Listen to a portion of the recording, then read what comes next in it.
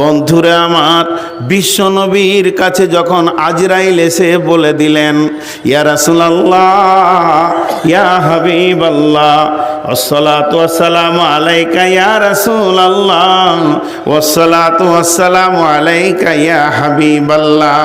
ও দয়ার নবী গো, আজকে আমি একা আসিনি, আমার সঙ্গে আর একজন ফেরেশতা এসেছে। নবীজি বুঝে নিলেন ওই ফেরেশতাটা অন্য কেউ নয়, আজরাইল। নবীজি তখন বললেন, আজ জিবরাইল বলছেন, ও দয়ার নবী গো, ওই ফেরেশতাটার এমন একটা পাওয়ার আছে, ওকে আল্লাহ এমন একটা পাস কার্ড দিয়েছে, পৃথিবীর যত বাড়ি আছে বিনা পারমিশনে ঢুকতে পারবে, এই রকম গেট পাস ওকে আমার রব দিয়ে দিয়েছেন। রাজার বাড়ি, বাদশার বাড়ি, যত বড় বড় মন্ত্রীর বাড়ি বলেন, আর বাংকার বলেন, আর মাটির নিচে রবার বাংকার বলেন, যাই বলেন না, বুলেট প্রুফ বাংকার বলেন, বুলেট প্রুফ ওয়াটার প্রুফ গাড়ি বলেন, ফায়ার প্রুফ বলেন, যত প্রুফ আছে ও সব জায়গায় ঢুকতে পারবে। আর কোনো জায়গায় ঢোকার ব্যাপারে ওকে অর্ডার নিতে হবে না। ও দয়ার নবী গো, কি আজীব, আপনাকে আল্লাহ কত সম্মানী করেছেন। ওই ফেরেশতাটাকে বলেছেন, আমার হাবিব পারমিশন না দিলে আমার হাবিবের বাড়িতে তুই ঢুকবি না, আগে জিবরাইলকে দিয়ে পারমিশনটা, গেট পাসটা নিয়ে নেবে। নবীজি বলেন, আমি বুঝে নিয়েছি রে জিবরাইল ওটা অন্য কেউ নয়, ওটা হলো আজরাইল। আর নবীজি কথা যখনই বললেন, ও আমার মা, ওরে আমার বোন, ওরে আমার খালা, বিশ্ব নবী বলেননি জিবরাইল আমার কি হবে, আমার বিবিদের কি হবে, আমার নাতির কি হবে, আমার বেটির কি হবে, আমার বংশ আহালের কি হবে।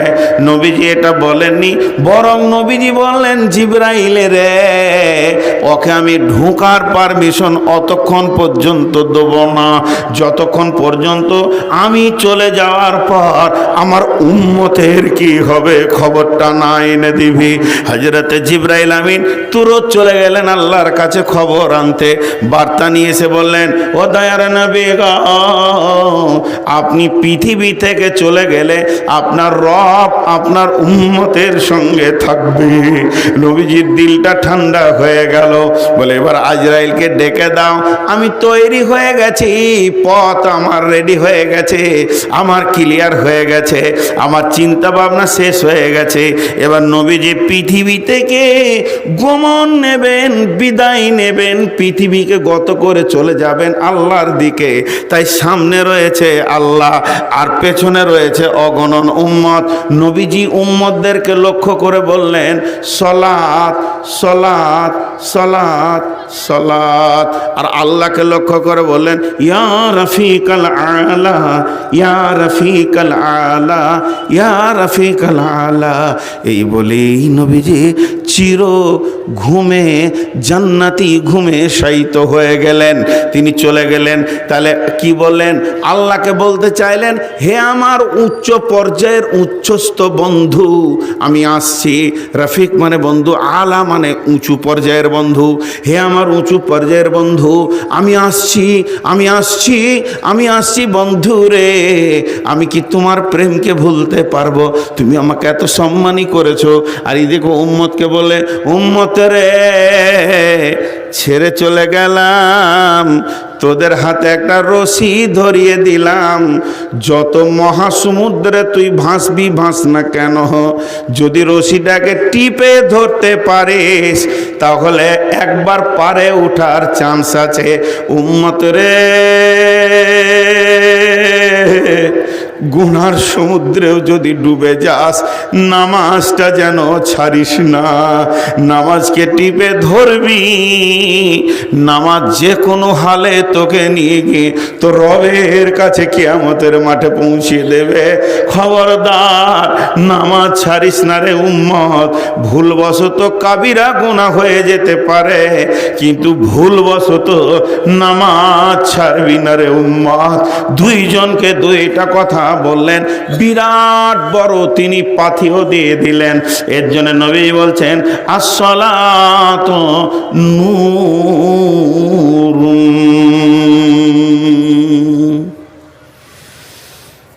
আল্লাহ, ইউটিউবাররা যেখানে যেছি সেইখানে চলে যাচ্ছে, পুঁজি নাই তাও দিয়েছে। একটা কথাকে ঘুরিয়ে ঘুরিয়ে বলছি তাও চলে গেছে।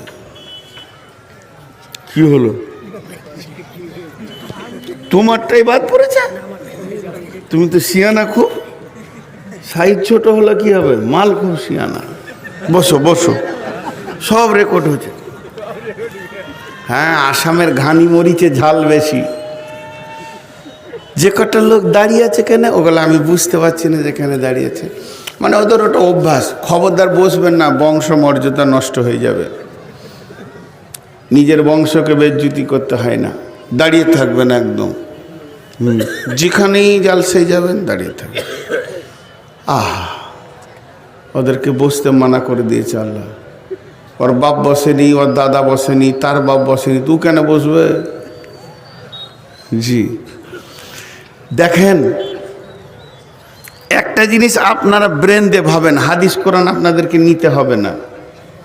হাদিস কোরআন তো দিবই, তার জন্য বসেছি, কিন্তু ব্রেন দিয়ে ভাবেন, পৃথিবীটা ধ্বংস হলে প্রথম মানুষের প্রয়োজন কি? প্রথম প্রয়োজন কি?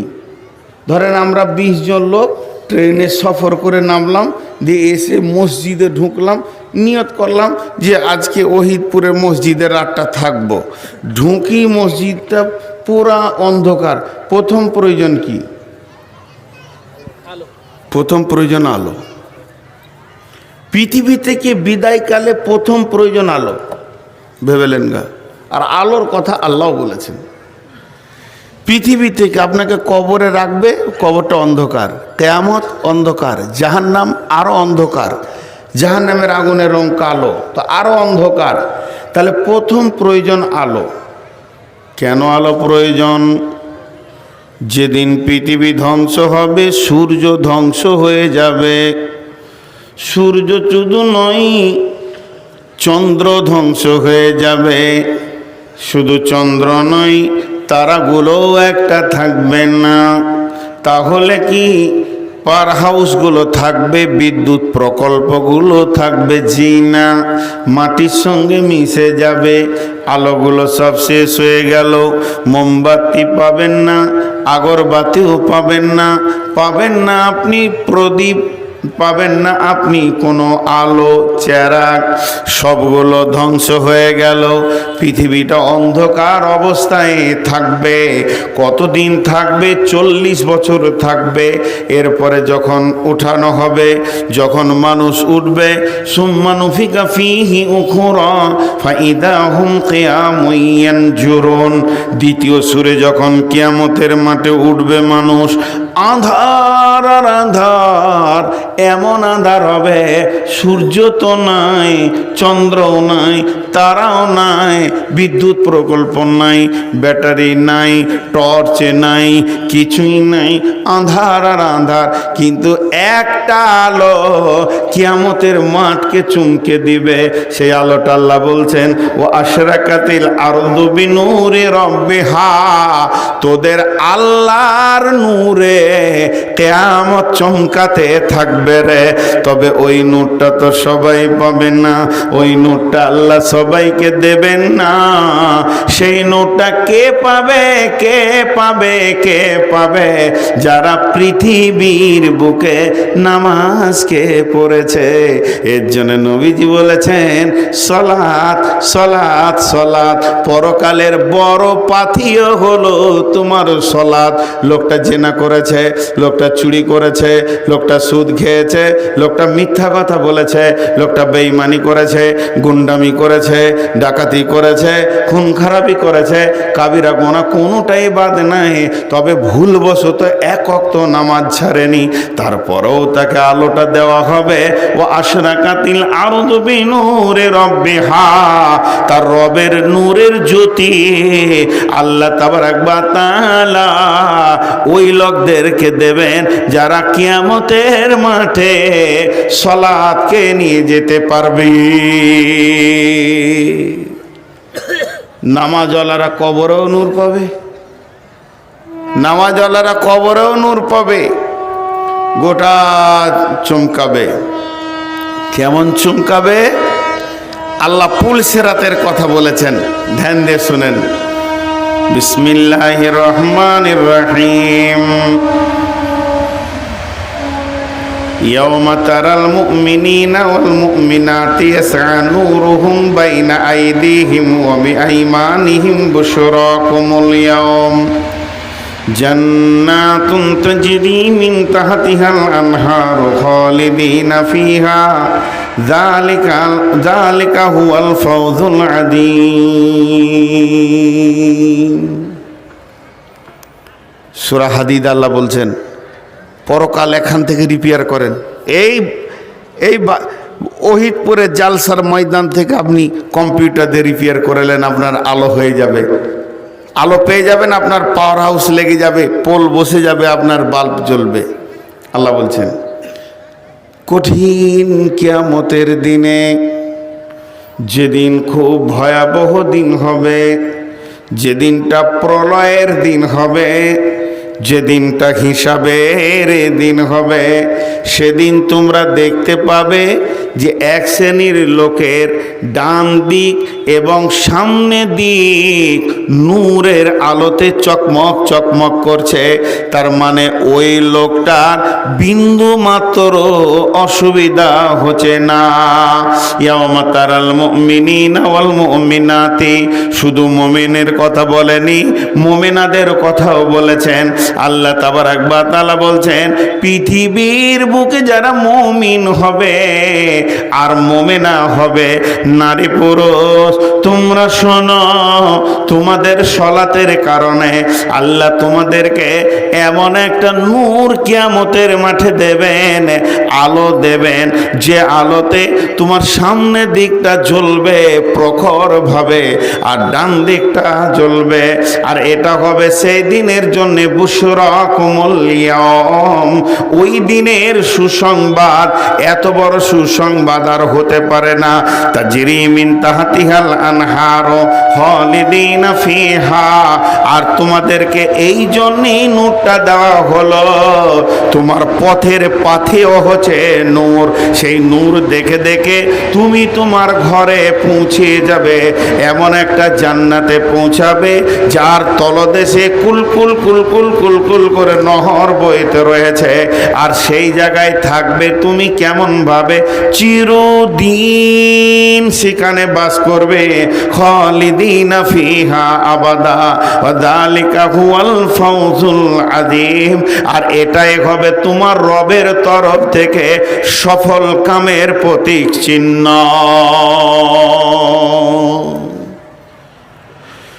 মাঝে একটা কথা বলি, আপনাদের বিরক্ত লাগছে নাকি? কিন্তু উঠছে কেন এত? অভ্যাস খারাপ। দাঁড়ান, আমাকে দ্বিতীয় কথাটা বলতে দেন। প্রথম তো বলছি নূরটা, কালামুল্লাটায় যেতে দেন। অবশ্যই কিছু পাবেন, আমিও কিছু পাবো, কথা তো আমার লয়। আমি তো মুখস্থ বিদ্যা ঝাড়ছি, আমার মাথায় কি আছে, আমার কি মূল্য আছে? মূল্য তো আল্লাহর কালাম পাকের। তো সেই নূরের আলোতে যাবে, তাহলে নূরটা কত দামি, ওই দেখে দেখে জান্নাতে যাবে। কিন্তু এখানে আবার নেগেটিভ কথাটাও আল্লাহ বলেছেন, যারা নূর পাবে না তাদের কথাটাও বলেছেন। তারা কি হালাত অবস্থায় পড়বে তখন, সেটা আল্লাহ বলছেন। ওরে আমার মা, ওরে আমার বোন, ওরে আমার বেটি, ও আমার কলিজার টুকরা খালা, ভালো করে শোনেন। আমার রব বলছেন, ইয়াউমা ইয়াকুলুল মুনাফিকুনা ওয়াল মুনাফিকাতু লিল্লাযীনা আমানু জুরনা নাকতাবিস মিন নূরিকুম কিলা ইরজিউ ওরাআকুম ফালতামিসু নূরা। আলোকে নিয়ে কত ঝামেলা চলবে, খালি দেখেন এটা কত জরুরি জিনিস যে কত ঝামেলা চলবে। কেমন একটা উদাহরণ দিই। গভীর রাত্রিতে 1:30টার সময় নেমেছি আপনি আর আমি ভালুকা রোডে কিংবা মিলনগড়ে, আর রাস্তা খুব খারাপ, খাল খোট্টা হয়ে আছে, ফের আবার কোনো জায়গায় খালে নেমে বাঁশের ঝোড় দিয়ে নদী পার হতে হবে, ব্রিজ নাই, আর ভয়ানক রাস্তা।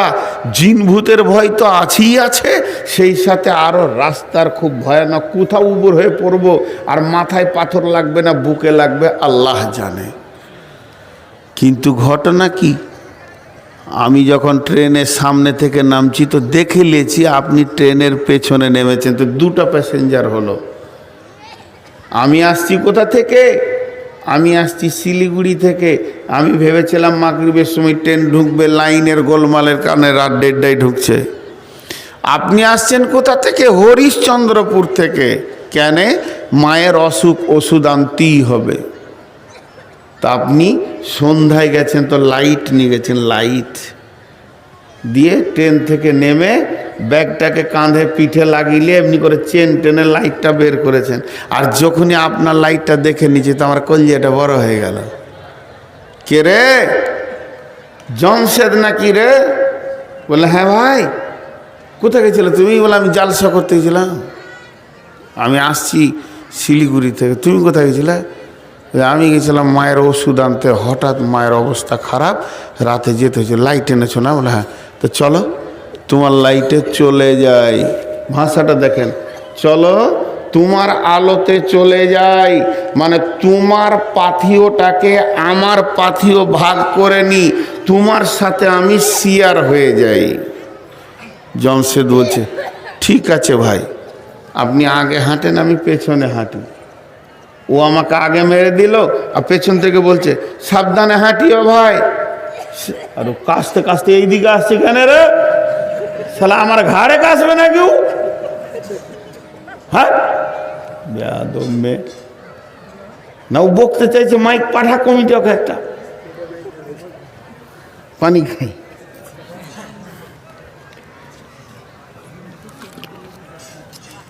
তো জমশেদ ভাই আমাকে নিল দিয়ে বলছে হাঁটো, একটু সাবধানে হাঁটবে, দেখো এখানটা পা পিছলেই না, এখানে পাথর আছে ভাই, ডান দিক করে নদীতে নামো, ওই দিকটাতে বালু আছে, এই ধারটাতে কাদা আছে, খাল আছে, পড়ে যেও না। ওকে ও আমাকে সাথে করে আমার বাড়ি পর্যন্ত, রাঙ্গাইপুর, আমার বাড়ির দরজায় বলে ঢুকলে তো? বলে হ্যাঁ। তাহলে আমি গেলাম ভাই। হ্যাঁ ভাই যাও, সালাম আলাইকুম, সকালে দেখা হবে। ঘটনাটা কিয়ামতের মাঠে ওইটা ঘটাতে চাবে। কে ঘটাবে? কে ঘটাবে? সূরা হাদীদ থেকে বলছি, এটা আমার বাবার গল্প করিনি। আমার আল্লাহ বলছেন, যখন কিয়ামতের মাঠে ঈমানদাররা উঠবে, যারা সালাত আদায় করেছে, তার মানে দুনিয়া থেকে যারা কুপন কেটে রেখে দিয়েছে, যারা আমাকে পাথিও বুঝিয়ে দিয়ে রেখেছে, তারা যখন কিয়ামতের মাঠে উঠবে, আমি আর রব সঙ্গে সঙ্গে তাদের নূরগুলো ফিটিং হয়ে যাবে। মিস্ত্রি আসতে 2 দিন লেট আছে এরকম বিষয় নয়, সকলের একই সেকেন্ডে, একই মিনিটে, একই সেকেন্ডের 10 ভাগের 1 ভাগও টাইম লাগবে না। আমার আল্লাহর হুকুমে সকলের আলো জ্বলে যাবে। তখন আমার পাশে একজন বেঈমান, সে আমার পাশে বাড়ি, সে আমার নিজের কেউ, সে আমার আর কেউ, সে আপনার আর কেউ, সে এসে নূর পায়নি, সে কিছুই খুঁজে পায়নি, কারণ সে জীবনে কোনোদিন সালাত আদায় করেনি। আর মরার পরের জীবনটাতে আমার নামে কিছু জমা করতে হবে এটা খালি ভাবেনি। সে কি করেছে? সে বিবেকের ঘরে তালা মেরে দিয়ে বিবেকহীন ঘরে হুর হুর করে দৌড়ে বেরিয়েছে। টাকা করেছে, বেটিকে দিয়েছে, টাকা করেছে, বেটাকে দিয়েছে, পতিকে দিয়েছে, পতিনকে দিয়েছে, নাতিকে দিয়েছে, নাতনিনকে দিয়েছে, খালি নিজের দিকটা ভাবেনি, ওইগুলোকে নিজের ভেবে ভেবে সে জিন্দেগি বরবাদ করেছে। ওই লোকটা তখন এসে বলবে, জমশেদে রে, তোর সঙ্গে আমি চলে যাই। এবার আল্লাহর ভাষাটা বলি, ইয়াউমা ইয়াকুলুল মুনাফিকুনা ওয়াল মুনাফিকাতু, যারা পৃথিবীর মধ্যে মুনাফিক মুনাফিকা হবে, মুনাফিক পুরুষ মুনাফিকা নারী হবে, তারা কিয়ামতের দিনে এসে বলবে, ইয়াউমা ইয়াকুলুল মুনাফিকুনা ওয়াল মুনাফিকাতু লিল্লাযিনা আমানু জুরনা, যে লোকটা ঈমান পেয়েছে, যে নূর পেয়েছে, যে আপনার কিনা আলো পেয়েছে, তাকে গিয়ে বলবে, জুরনা নাকতাবিস মিন নূরিকুম, তোর আলোতে আমাকে নিয়ে নে, চল দুজনেতে চলে যায়, পুলসেরাটা পার হয়ে যায়, আর জান্নাতে গিয়ে আবার একসঙ্গে বসে বসে গল্প করব। তোকে যে আল্লাহ নূরটা দিয়েছে এটা অপরিযাপ্ত নূর, তোর জন্য কোনো অভাব নাই, আমার জন্য অভাব নাই, চল চল চল চল একসঙ্গে যায়। তখন ওই লোকটাকে বলা হবে, যে লোকটা নূর পেয়েছে, যে ইমানদার, তাকে আল্লাহ বলবে, ওকে বল, কি বলতে বলবে, কিলার জিউ ওয়ারাকুম ফালতামিসু নূরা, হে হতভাগারে, আমার নূরে কেন তুই আসবি, যা যা ফিরে যা, যেখানে নূর বন্টন হচ্ছে, যে কন্ট্রোলের ডিলারের কাছে, তার নাম আল্লাহ, তার সঙ্গে আমার যেমন সম্পর্ক, তার সঙ্গে তোর সেরকম সম্পর্ক, তার সঙ্গে আমার যেমন চলাফেরা, তোরও তেমন চলাফেরা, ওর কাছে গিয়ে নূর নিয়ে আসগা, ও নূর দেওয়ার লেগে বসে আছে, তুই কেন আমার কাছে আসছিস, এটা ও বলবে না, বলানো হবে। কিলা বলা হয়েছে, ওকে বলানো হবে। কে বলবে, কে বলবে, কে বলাবে, কে বলাবে, আল্লাহ বলাবে, খবরদার ওকে সঙ্গে নিবি না, আমার কাছে পাঠিয়ে দে। কত ধানে কত চাল হয়, আজকে ওকে আমি সাইজ করে ছেড়ে দিব, মাসে কটা দিন থাকে, আজকে ওকে আমি বুঝিয়ে ছেড়ে দিব, তুই ওকে নিয়ে যা। এবার ও পেছন ফিরে তাকাবে। এইটাকে আবার দুই দিয়ে ভাগ করেছেন মুফাসসিররা, এটা দুই দিয়ে ভাগ করেছেন, এটা দুই দিয়ে ভাগ করেছে, তুই ফিরে যা, নূর নিয়ে আয়, এই কথাটা দুই দিয়ে ভাগ করেছে। নাম্বার এক, তুই ফিরে যা মানে আল্লাহর কাছে যা, নূর নিয়ে আয়। নাম্বার দুই, তুই ফিরে যা মানে ওই দুনিয়াতে যা, যেখানে ওহিদপুর আছে, রাঙ্গাইপুর আছে, যেখানে আপনার কিনা বালাপাত্থার আছে, তালগাছি আছে, ওই জায়গায় তুই আবার ফিরে যা, ওখান তো আমলের জায়গা, আমল করগা, আমার মতো নূর পেয়ে যাবি। এবার ওই লোকটা মনে মনে ভাববে, আমাকে ফিরে যেতে বললে মানে কোন জায়গায় বললে, আল্লাহর কাছে। আল্লাহ তোমাকে দেবেন না, সে আমাকে কত ডেকেছে, আমি তার ডাকে সারা দিনই, সে প্রতিদিন 10 বার বলেছে, হাইয়া আলাস সালাহ,